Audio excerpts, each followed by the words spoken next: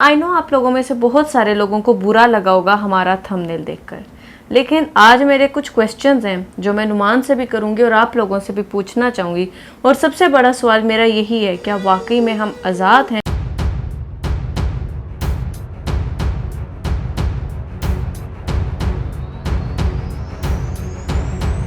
14 अगस्त 1947 ये रेडियो पाकिस्तान लाहौर है। आपको पाकिस्तान मुबारक। मुझे पता है आज 14 अगस्त है, बहुत सारे लोग अपने घरों को झंडियों से सजा रहे होंगे, ग्रीन एंड वाइट ड्रेस का कॉम्बिनेशन पहना होगा, हमने भी वो कॉम्बिनेशन पहना है। स्कूल्स में सेलिब्रेशंस चल रही होंगी 14 अगस्त की। बेकरीज में आजकल रश इतना है कि वहाँ पर आपको केक लेने के लिए 3-3 4-4 घंटे वेट करना पड़ता है। इतना सबके बाद नुमान, इतने दिल से मनाने के बाद 14 अगस्त, क्या वाकई सबके दिल में खुशी है? क्या वाकई सब इत्मीनान से इधर रह रहे हैं? क्या वाकई में जिस आज़ादी को ये लोग सेलिब्रेट कर रहे हैं, क्या वाकई में हम आज़ाद हैं? सबसे पहले तो हैप्पी इंडिपेंडेंस डे। और डेफिनेटली बहुत सारे कंसर्न्स हैं हमारे, क्योंकि देयर वाज अ टाइम जब पाकिस्तान में 14 अगस्त आती थी तो हम सब लोग बड़ी झंडियाँ लगाते थे, और आज भी बहुत सारे लोग करते हैं। मेजॉरिटी उनमें से फेक प्रिटेंड करते हैं अपने आप को कि जैसे शायद वो बड़ा खुश हैं इस मुल्क से, यहाँ के कानून से, और स्पेशली यहाँ पर जो कुछ हो रहा है। तो आज की इस वीडियो में हम लोग डिमॉन्स्ट्रेट करेंगे कि कैसे थ्रू आउट द ईयर हमारे साथ क्या कुछ होता रहा और हमने क्या कुछ फेस किया। सबसे पहले स्टार्टिंग विद द गुल प्लाजा। आपको याद होगा कि किस तरीके से करोड़ों का कारोबार तबाह हो गया और यहाँ पर लोग चीखते चलाते रह गए।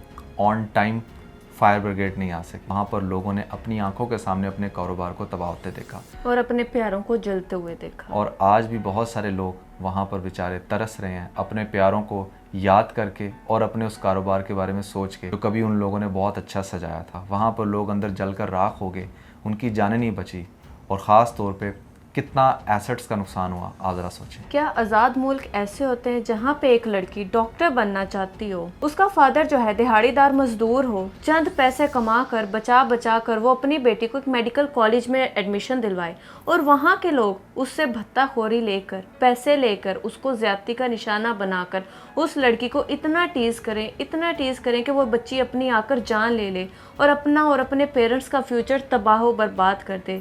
आप समझ तो गए होंगे मैं किस केस के बारे में बात कर रही हूँ। मैं बात कर रही हूँ फहमीदा लगारी के बारे में। यहाँ कैसी आज़ादी कि छोटे बच्चे अपने ही घर में सिक्योर नहीं है। एक माँ अपने ही बच्चों को छुरी लेकर उनके गले काट देती है और किसी को कानों कान खबर नहीं होती। कोई SOPs नहीं है यहाँ पर, कोई देख ही नहीं सकता कि किसके साथ कब क्या हो जाता। वैसे हमारी बच्चियों को भी कितनी आज़ादी है ना कि वो अपने पेरेंट्स से पॉकेट मनी लेते हैं। जब किसी शॉप पर जाते हैं और शॉपकीपर से सामान लेते हैं, और वो शॉपकीपर पता क्या करता है, उसको शॉप में बुलाकर उसका रेप करता है, रेप करके उसको काट कर बोरियों के पीछे फेंक देता है।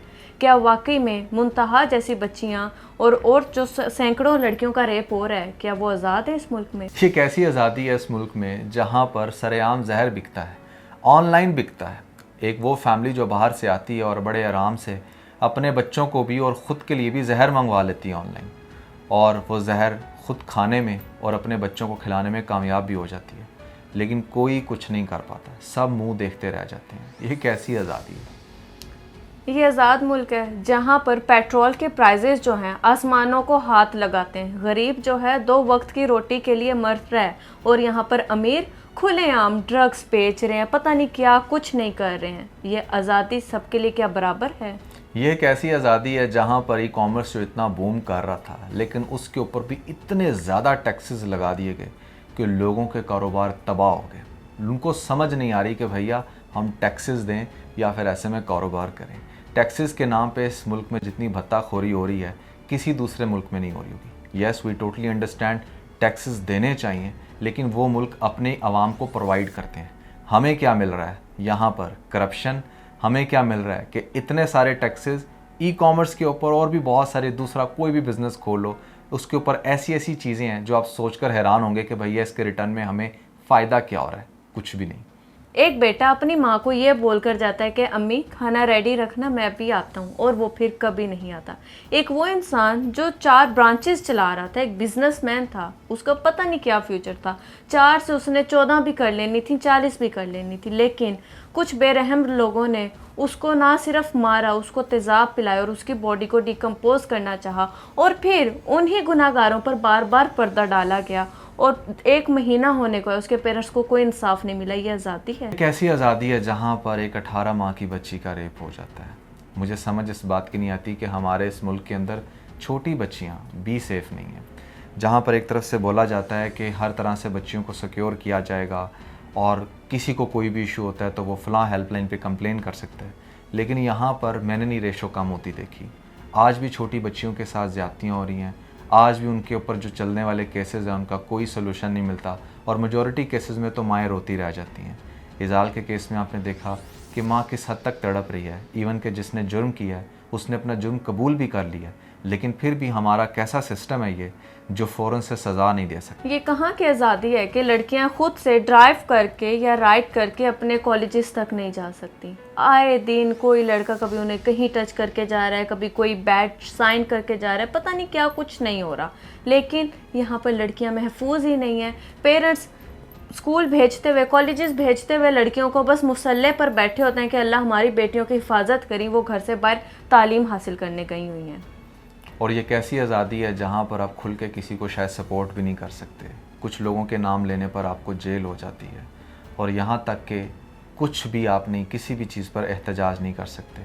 इवन कि आपने हमारे हमसाया मुल्क में देखा है, वहाँ पर इसी जनजी ने कितना बड़ा एहतजाज करके अपनी कितनी बड़ी डिमांड को फुलफ़िल किया, लेकिन क्या आप पाकिस्तान में रहते हुए इस तरह का कोई भी एहतजाज करने का सोच सकते हैं?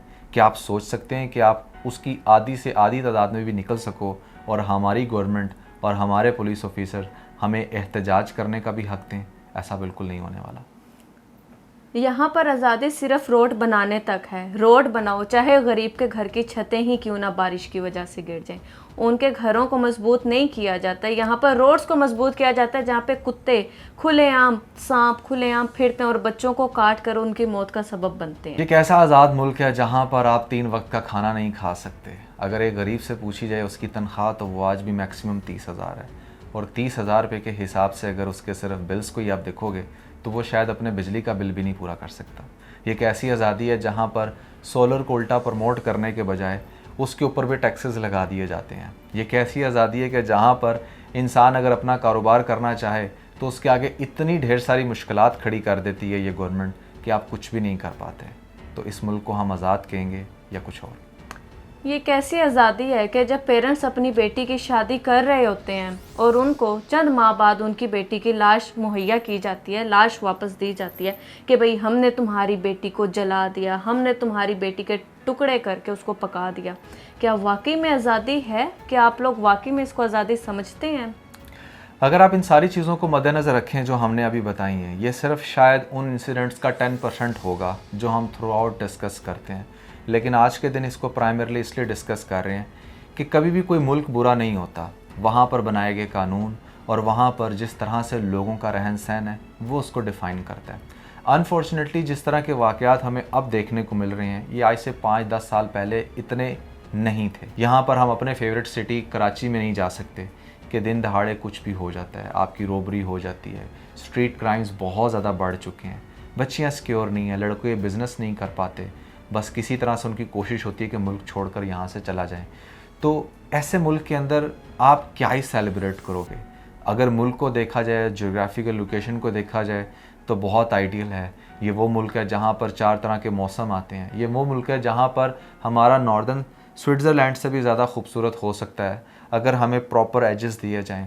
लेकिन ये एक ऐसा आज़ाद मुल्क है जहाँ पर आप समंदर के किनारे खड़े हो या फिर ऐसे में दरिया के किनारे या फिर उसकी किसी ऐसी जगह पर कि कोई भी बड़ी लहर आकर आपको बहा लेके जाती है और लोग सिर्फ देखते रह जाते हैं, कोई आपकी मदद को नहीं आता।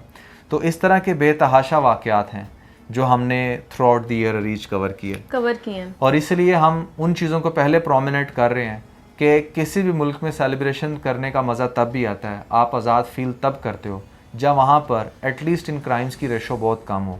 ऐसा नहीं कि क्राइम्स कभी ख़त्म हो जाएंगे 100%, नहीं, ना कभी हुए थे, लेकिन हमेशा ये देखा जाता है कि अब रेशो क्या चल रही है।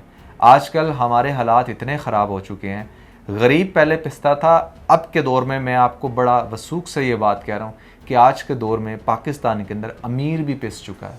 अमीर को भी समझ नहीं आ रहा कि उसने अपने जो इतने सारे ढेर सारे एम्प्लॉयज़ रखे हैं उनको तनख्वाहें कहाँ से देनी है, उसको ये समझ नहीं आ रहा कि जो टैक्सेस की भरमार हम पे कर दी है, ये अगर देंगे तो घर बच्चों के लिए क्या लेके जाएंगे।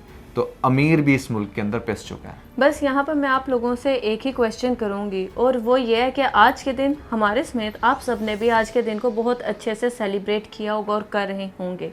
और क्या जो हर एक चीज़ की, जो हर कंट्री की एक बेस होती है, वो हमेशा यूथ होती है। क्या हमारी जो यूथ है उसमें से 99% जो लोग हैं वो चाहते हैं कि वो इस कंट्री को ही छोड़कर चले जाएं।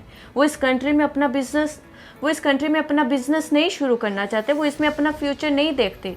तो क्या वाकई में वो लोग भी आज़ाद हैं? इस चीज़ का आंसर आप लोगों ने मुझे कमेंट में ज़रूर देना है। और अगर एज अ कंटेंट क्रिएटर होकर भी बात मैं करूं तो मैं बड़ा हैरान हुआ इस दफ़ा जब गवर्नमेंट ने कंटेंट क्रिएटर्स के ऊपर भी टैक्स लगा दिया।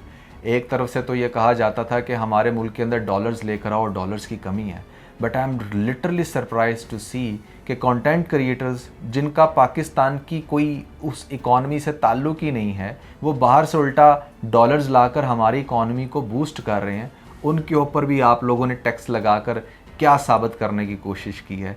That is hilarious. Her country में फ्रीडम ऑफ स्पीच होती है, क्या हमें है? क्या हम लोग खुलकर किसी भी टॉपिक पर, किसी भी चीज़ पर बात कर सकते हैं?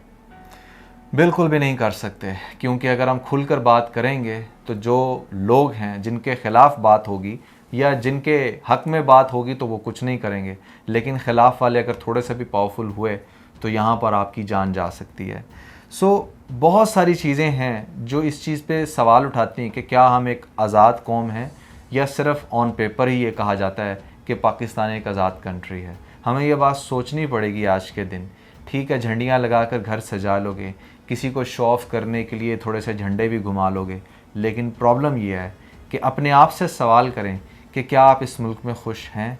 क्या आप इस मुल्क के स्ट्रक्चर से, कानून से और यहाँ पर ओवरऑल जो भी आपको फैसिलिटीज़ अवेलेबल हैं, क्या वो आपको आपकी नॉर्मल लाइफ के अंदर सारी चीज़ों को फुलफ़िल कर रही हैं? या that was everything about this video. We believe कि आज की इस वीडियो से आपने बहुत कुछ सीखा होगा। But last but not least हम यही कहेंगे कि पाकिस्तान जिंदाबाद, पाकिस्तान हमेशा पाइंदाबाद। और उसकी रीज़न ये है कि हमने इस मुल्क को हमेशा ऐसा नहीं देखा था, हमने यहाँ पर हालात हमेशा ऐसे नहीं देखे। हमने इसी मुल्क में बहुत इन्जॉय भी किया और हमने इसी मुल्क में तालीम हासिल की और यहाँ पर बहुत अच्छा अर्न भी किया। लेकिन अगर रिसेंटली ये सारे इश्यूज़ चल रहे हैं तो दैट डज़न्ट मीन कि पाकिस्तान एज अ कंट्री बुरा है। यहाँ पर जो चीज़ें हैं उनको हमने पॉइंट आउट किया है and we really want with the positive sense कि आप इन चीज़ों को, जो भी अथॉरिटीज़ हैं वो इनको ठीक करें ताकि इस मुल्क के अंदर हमें सेलिब्रेशंस करने का मज़ा आए। पाकिस्तान जिंदाबाद।